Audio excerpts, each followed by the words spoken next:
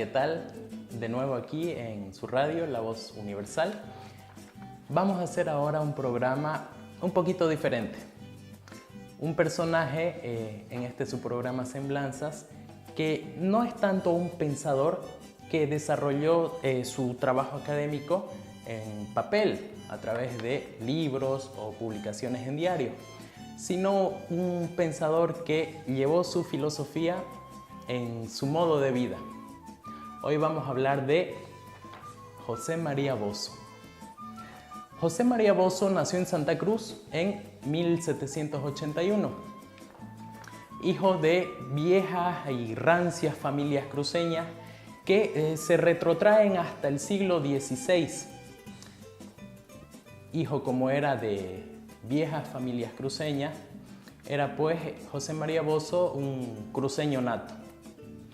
Bozzo estudia en el viejo colegio seminario que tiene la ciudad a finales del siglo XVIII, donde se forman la mayoría de los hijos de las familias cruceñas.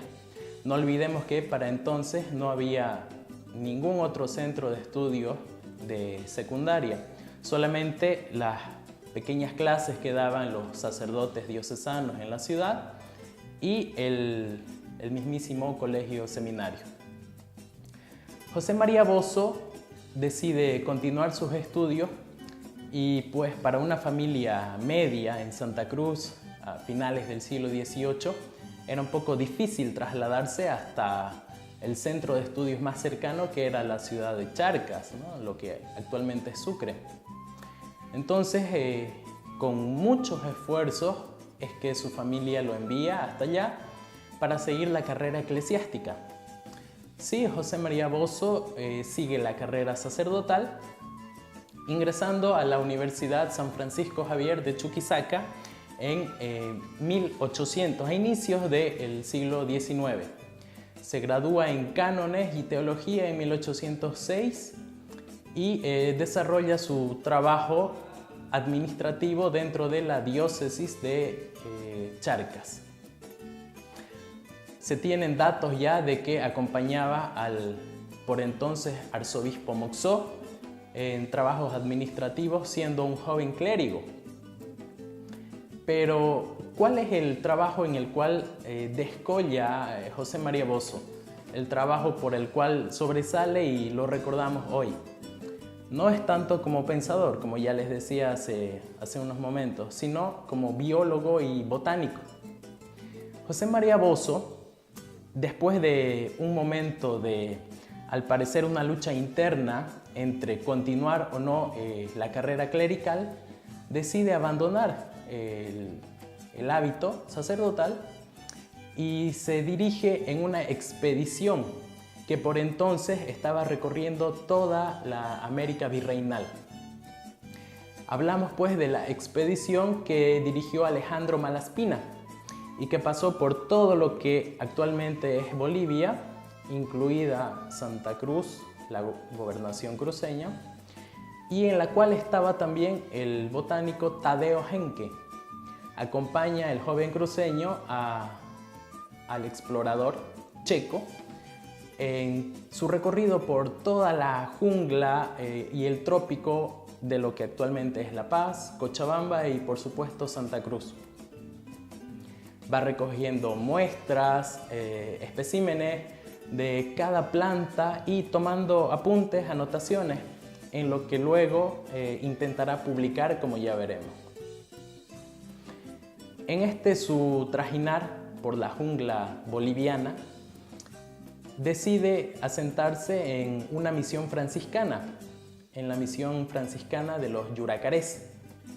Allí se queda alrededor de año y medio, haciendo las veces incluso de clérigo, de sacerdote entre los indígenas Yuracarés, trabajando entre ellos, y trabajo del cual existe hasta el día de hoy un informe que detalla la calidad de ser humano que fue Bozzo, trabajando con los indígenas, aportando con sus conocimientos y recogiendo a la vez el conocimiento ancestral que tenía la tribu Yuracaré en cuanto a temas de botánica y farmacología.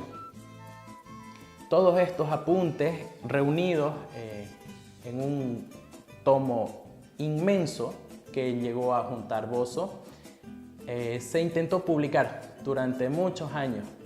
Lastimosamente, hasta el día de hoy jamás fue publicado. Pero sigamos con Bosso cronológicamente.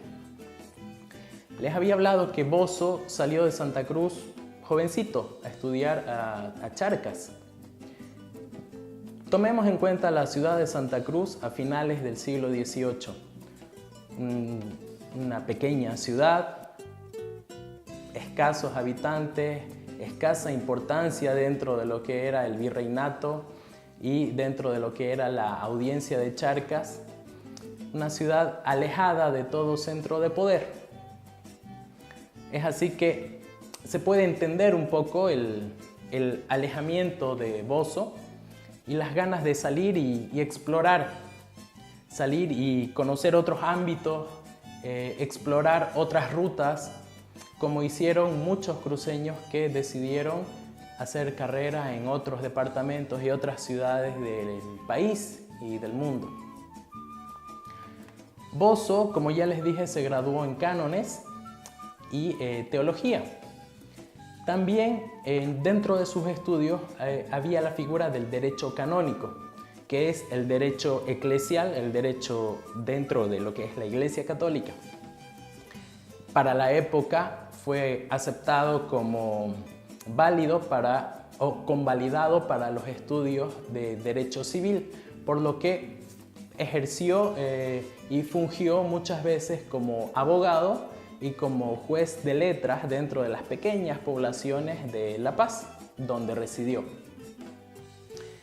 Cuando llega el libertador Simón Bolívar a lo que actualmente es Bolivia, se cuenta que José María Bosso hace lo posible para poder entrevistarse con él, con el libertador Bolívar.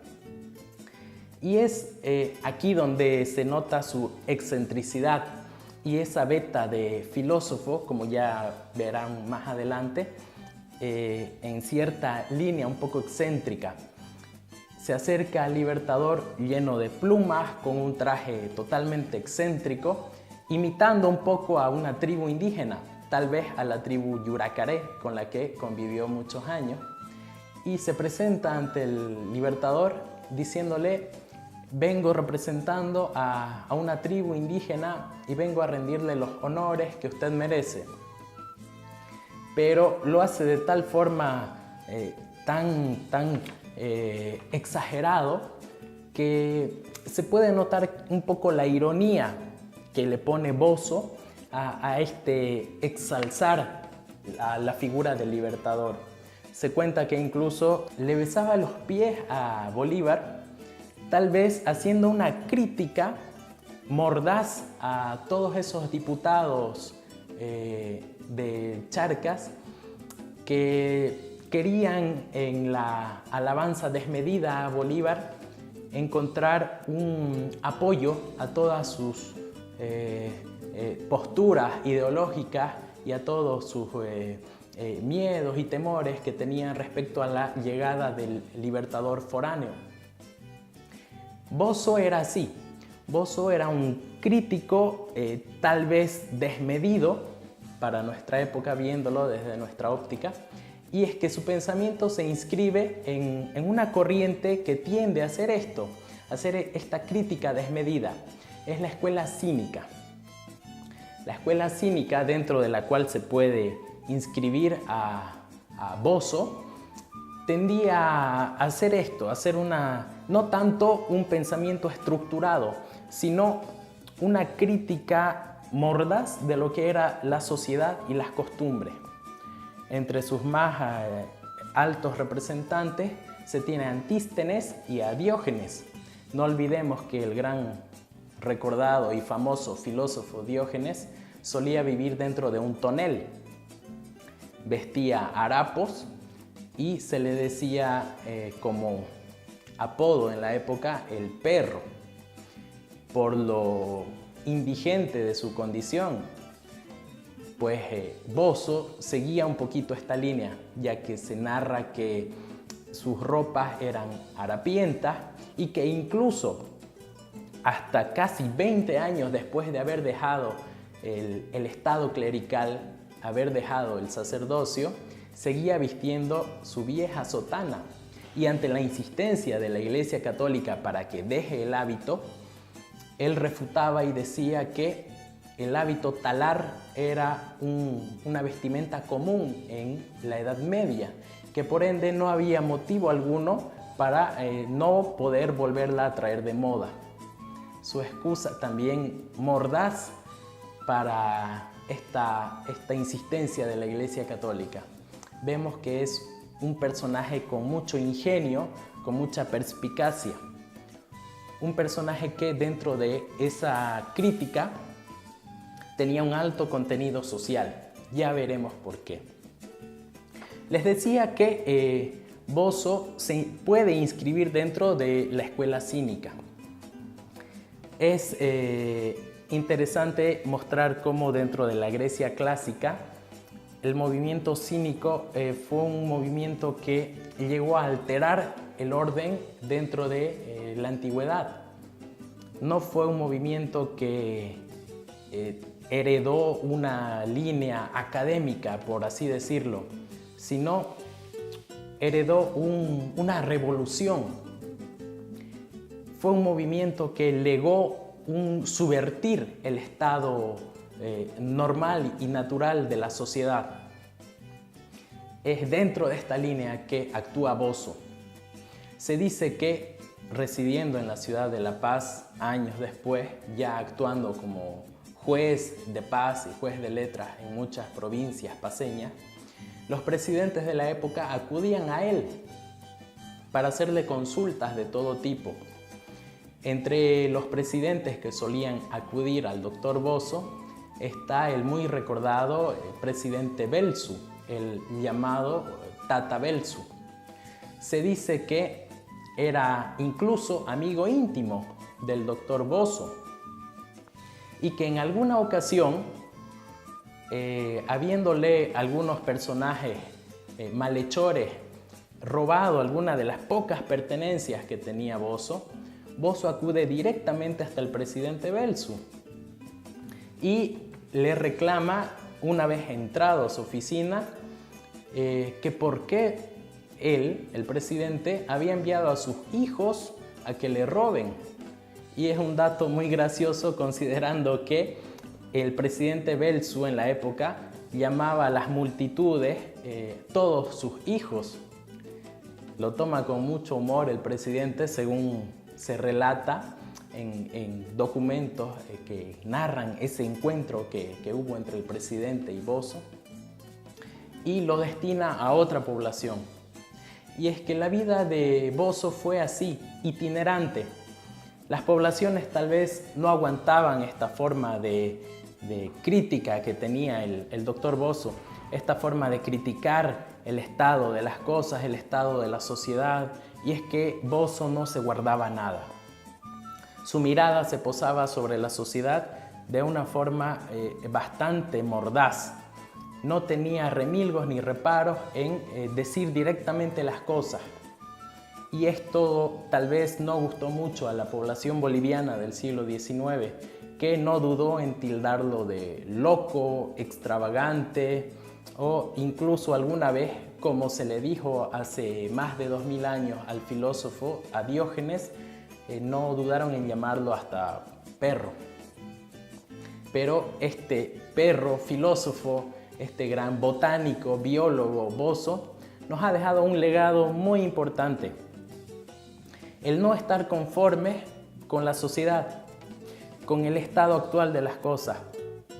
El repensar, el ver de forma crítica, a pesar de que todo parezca estar bien, notar las fallas que pueden haber en nuestra sociedad, a pesar de que la coyuntura nos diga que todo está bien.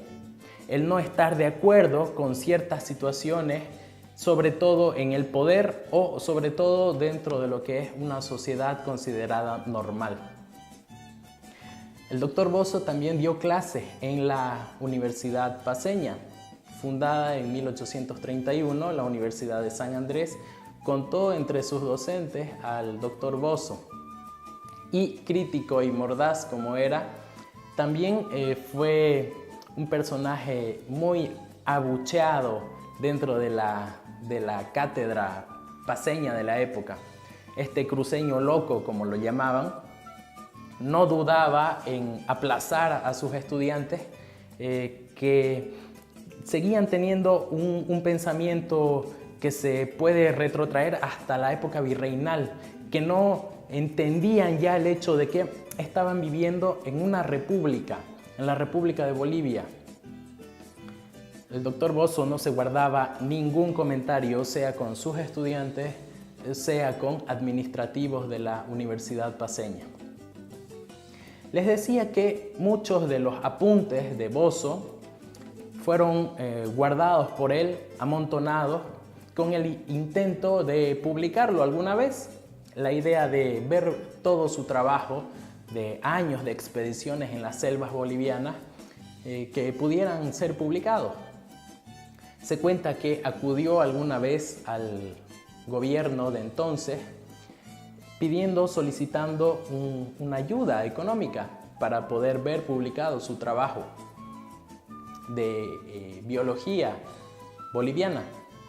Se dice que se dio una negativa rotunda a tal pedido y que solamente se le dio la esperanza de que una vez publicado se le puedan conseguir comprar algunas copias de su libro.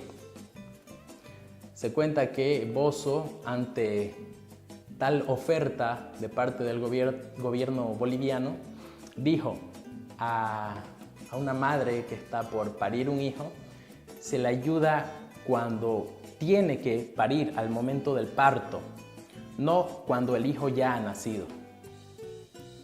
Noten lo mordaz, lo crítico del doctor Bozzo. Bozzo nunca vio su trabajo publicado. Cuando falleció en la sexta década del siglo XIX, su trabajo quedó inédito.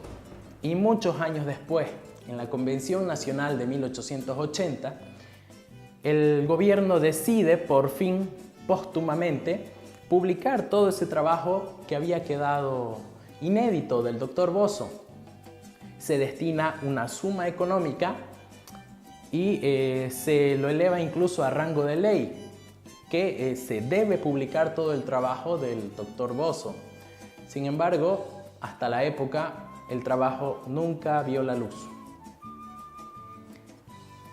Valga este programa para traer a la memoria una figura que nos interpela directamente y nos llama a no encandilarnos en una sociedad bonita, una sociedad que al parecer lleva perfectamente las riendas de nuestras vidas.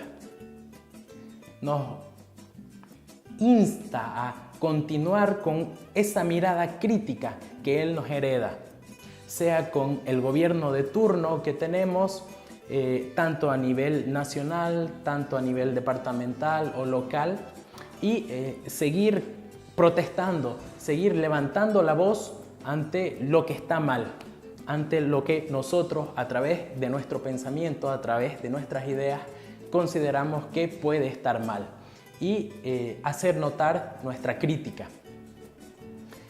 Es bueno hacer notar también que este gran trabajo que reunió el doctor Bozzo lo tituló Materia Médica en Bolivia. Título que no es en vano, porque todas estas recolecciones de plantas que hizo en realidad eran destinadas al uso médico. Era una recolección que tenía un fin, era el fin de hacer un inventario farmacológico de todas las plantas útiles en cuanto a salud del ser humano. Recoge pues toda una tradición de indígenas y una tradición de toda la sapiencia que pudo recoger de los diferentes pueblos de la época y que no merece continuar inédita. El doctor Bozzo, es bueno decirlo también, no solamente conoció al explorador Taddeo Henke y al italiano Malaspina, con los que hace el recorrido de su expedición, sino también conoció al sabio y explorador francés Alcides d'Orbigny, que llegó a Santa Cruz y también a La Paz en la segunda y tercera década del siglo XIX. Y el mismo explorador francés, en sus apuntes y diarios de viaje, reconoce haberlo conocido y reconoce que es un personaje bastante curioso e interesante, menciona en sus diarios de viaje. Noten que no pasa desapercibido para nadie, con ningún personaje que llega a conocer, a estrechar la mano del Dr. Bozo, para nadie es indiferente. Es un personaje que marcó toda una época y que no salió de la memoria colectiva del pueblo boliviano durante todo el siglo XIX. Es muy curiosa también y tal vez un poco polémica para la época, pero nunca hay que olvidar que no hay que sacar al personaje de su contexto, Bolivia en el siglo XIX. Es muy curiosa su actuación dentro de la cátedra universitaria en lo que es la Universidad Paceña, la Universidad de San Andrés. Y hay muchísimas anécdotas al respecto que han sido rescatadas por historiadores y cronistas bolivianos de inicios del siglo XX, que han rescatado en parte la figura de este pensador biólogo cruceño, que incluso muchas veces lo nombran como paceño, como un paceño más o a fin de cuentas boliviano, sin saber su verdadero origen cruceño. Una de ellas, muy curiosa y polémica, se puede narrar más o menos de la siguiente forma. Se dice que en una de sus clases de la cátedra de Derecho, en la carrera de Derecho, uno de los estudiantes abogaba por la insurrección. No olvidemos la Bolivia del siglo XIX. Las insurrecciones estaban a la orden del día.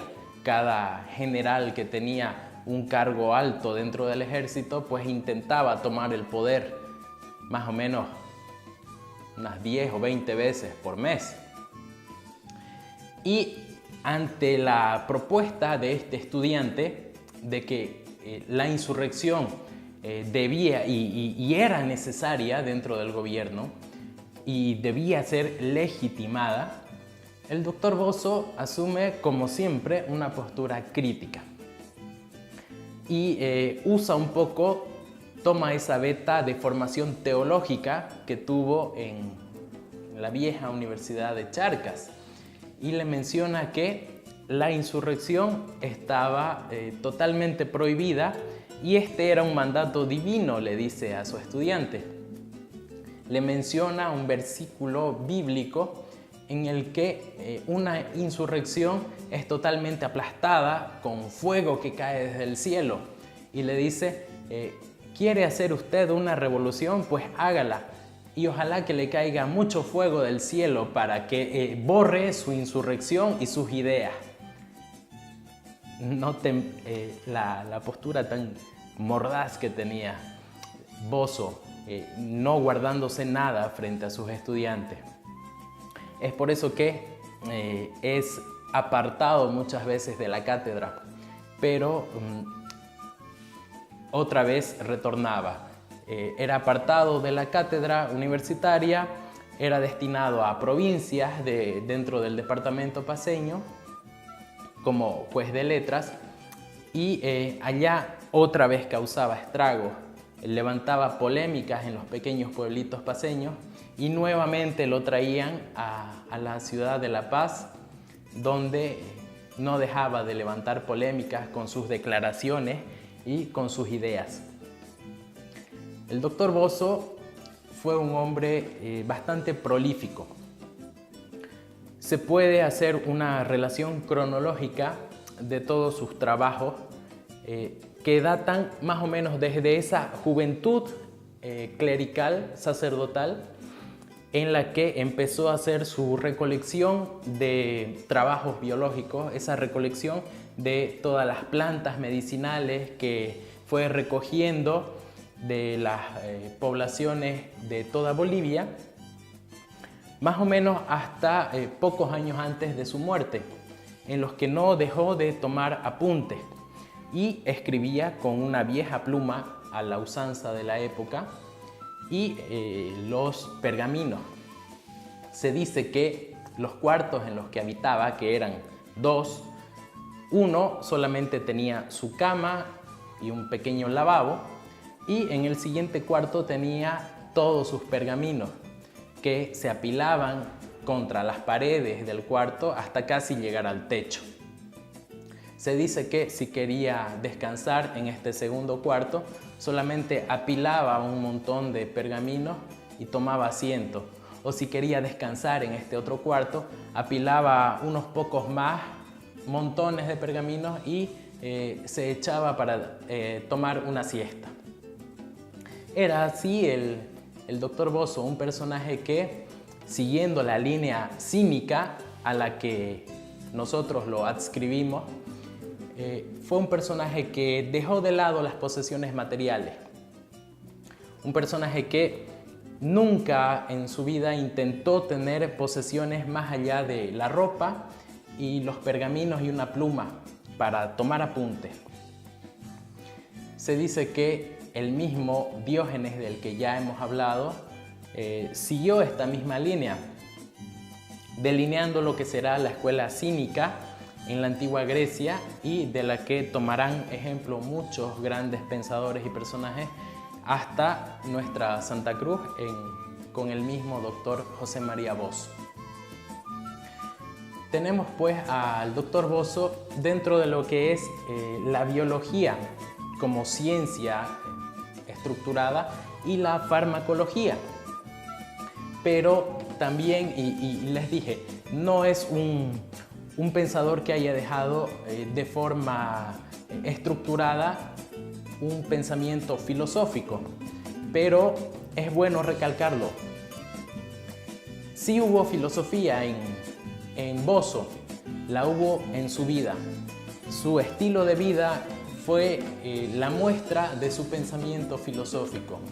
Reconozcamos pues y tengamos siempre en la memoria la figura de José María Bozo, un personaje que nos ha legado esta forma tan singular de pensar y de ver la realidad. Nosotros como cruceños, como bolivianos, debemos tener ahora más que nunca esta forma crítica de ver nuestra realidad y de interpretarla. José María Bozo. Los invito a seguir con nuestro programa, seguirnos cada martes de 11 a 11:30 por su radio La Voz Universal. Muchas gracias por estar conmigo y hasta la próxima.